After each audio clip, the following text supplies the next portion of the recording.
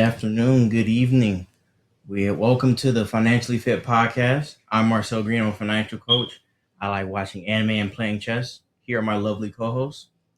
Hello, I'm Naomi. I'm also a financial coach, and I really enjoy music and ceramics.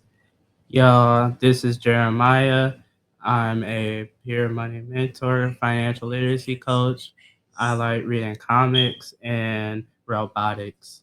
Hello, my name is Nadia Ziad. I'm a intern at a radio station, and I really like comic books and cartoons. Um, we're on the show today to talk about why we want to be peer money mentors and what financial literacy means for the youth.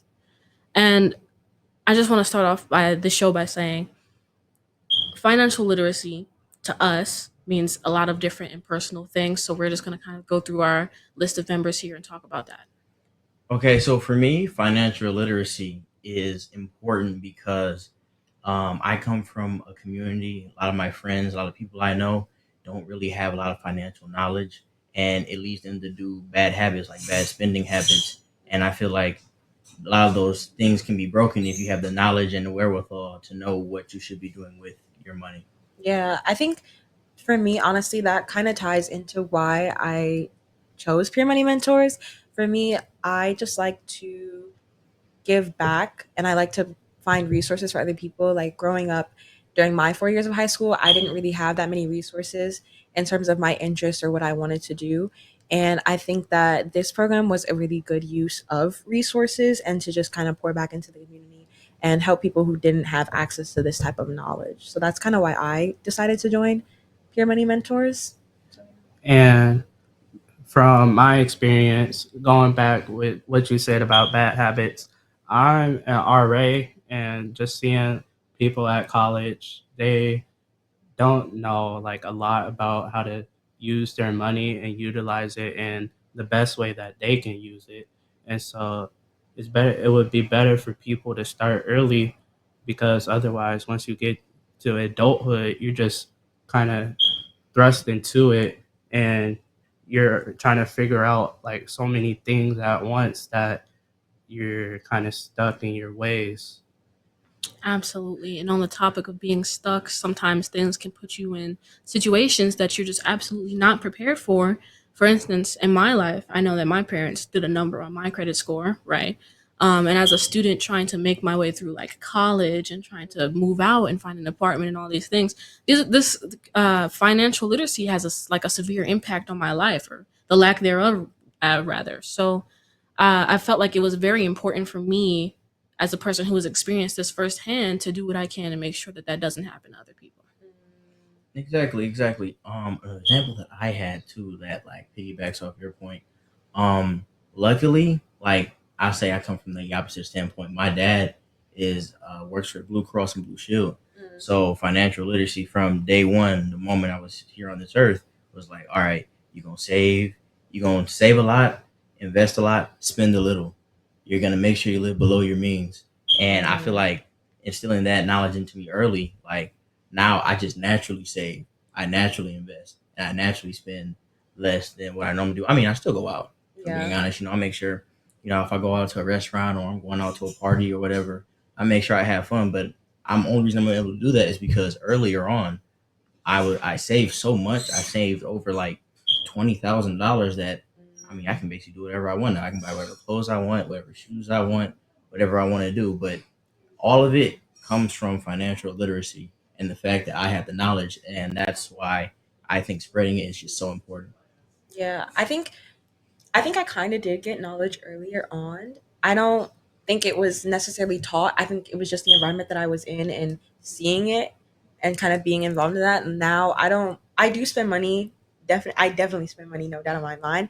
But I do have limits for myself. I often have a number that I cap at. So like if I have like 1,485, like I make sure I'm not spending over 85 until like I get the next paycheck or maybe not until the next week. And so like I kind of live by hundreds, if that makes sense. So I make sure not to go below whatever hundred I'm at. And I think that just seeing my parents like make kind of budgeting out. They're like, okay, I need to do this. I need to spend this, like the necessities, and then going into like the wants. I think that having that environment really helped. And I know a lot of people don't have that environment. So this is just a good opportunity to just be in an environment where you do get that knowledge. Absolutely. And it's like when we talk about finances, we also have to talk about shame, right? Because a lot of Oh, people are, in fact, uncomfortable speaking about finances, or like yeah. when you have knowledge, you are reducing shame from your life. And so for me and my parents in their financial situation, they were so ashamed of it that I didn't have any financial knowledge. Mm, When we talk about living below your means, we also have the opposite of that, was that I'm so embarrassed to live below my means to save money that now I'm blowing cash on everything. right. And this is stuff Mm, that you might pick up from your environment from a very early age. And so it's like if you don't have the resources or the knowledge to combat that, it leaves you kind of stranded in life because credit is really important. Mhm. yeah, and I'll say one of the biggest things about financial literacy is just your environment that you grow up in. Uh, like my dad would always instill to me to think critically, thoroughly, and quickly.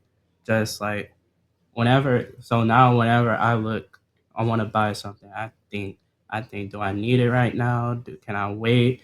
Is it even necessary? And like, it's just I've done it so many times that it's second nature. And I think a lot of people need to learn how to do that, because a lot of people, like, I still impulse buy, but a lot of people just do it and just spend and go straight through their money. Yeah, there's like no like conscious almost And it's like, maybe. can we talk about why there's no Yeah. consciousness in a lot of these people? Would I you mean, say? I feel like, from a personal standpoint, like my mom came from like she was like went to like the government and they would give her like food boxes and like Mm, these certain donations. So she like I can only go off what she tells me, but what I would say is sometimes you got to put that ego and pride aside because yeah. life waits for nobody. The bills are still going to come. Emergency stuff, your car breaking down, Mm, hospital bills, that still happens. And you'll need the money for it eventually. So why not save now? Like, it doesn't matter. Like, I used to shop at Payless, even though we could afford more. But it's like, mhm. even though we make, let's say, 100K a year, we still got to live below our means because emergencies happen, life happens, Mm. and you can't predict that. That's something that's unpredictable. So you always got to save just in case. And would you say that it's easier to put your pride aside? Oh, it seems like we have to take a second for a commercial break.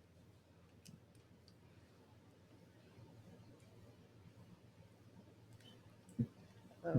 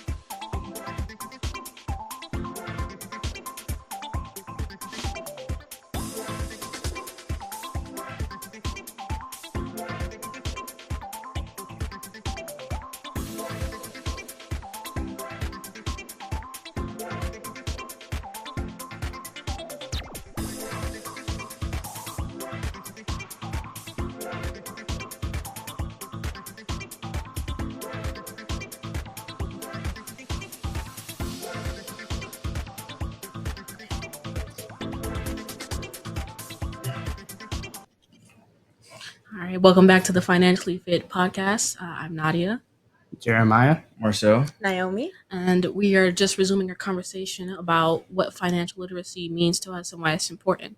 So, I actually had a question, which was, do you feel like it's easier to put your ego and pride aside when you know that you're saving for a purpose?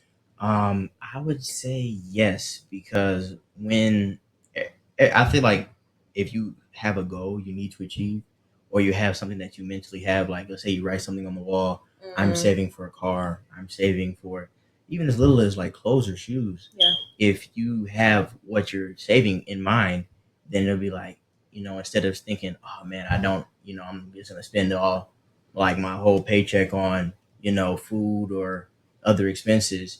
If you are saving for like a specific pair of shoes, you're like, okay, I have $300 and I need 100 to save for these shoes. So now automatically you're thinking, I only got $200 to spend, even though you have 300.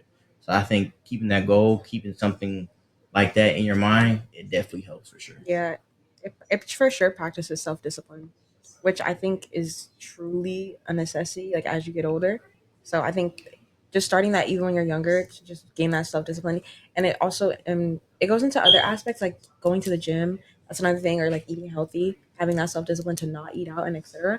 Which is also going to tie into your unnecessary spending. So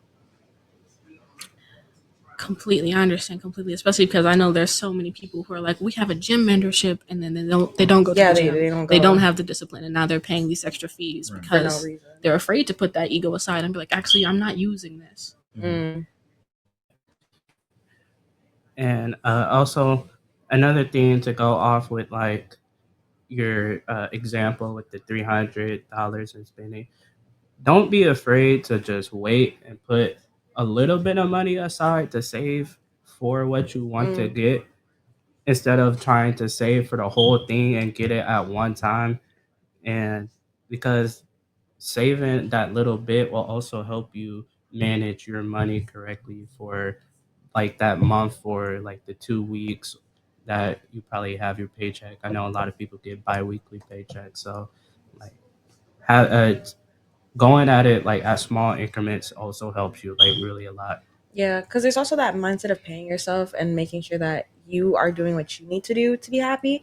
And while I understand that a lot of people they want to buy whatever they want to buy, but at the same time, you putting that money aside to save, and then you having a little bit to spend just on like little things, maybe going out with friends, or whatever. That's still probably the best way to go about things.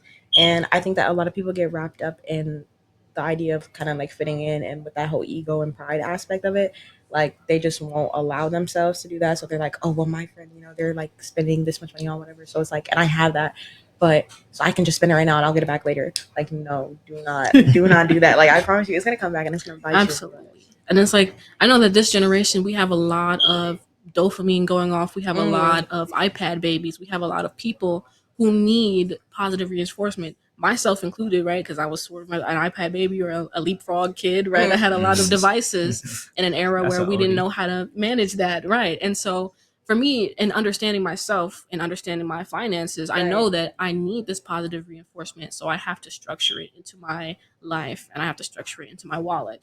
Yeah. Hmm. Huh. Yeah, just a little bit. Just a little Yeah. bit. No, but like actually though. Yeah, but I think it like all like comes back to financial wellness and financial Mm, literacy. Like being knowledgeable about these yeah. things, you move with more intent, move with purpose, move with like the ability to, okay, I know about saving, I know about investing, I know how much investing money can make me and how my money can make more money. Just knowing about all these things and just knowing how to move and how to plan with how you spend your money, it all just helps in the long run. Yeah. It's very purposeful and intentional.